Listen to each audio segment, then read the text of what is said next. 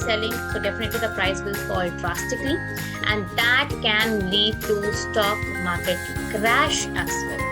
And that is the same thing happened long back. So first, if we talk about what you mean by stock market crash, can anyone tell me what is stock market crash? Stock market crash is like when the entire market, like most of the companies, all their sales go down. So basically $102.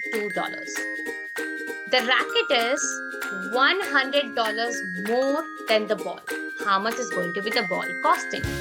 Tell me the answer. $2.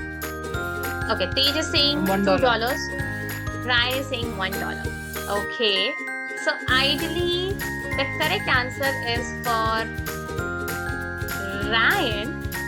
How? Let's understand. Yes, so here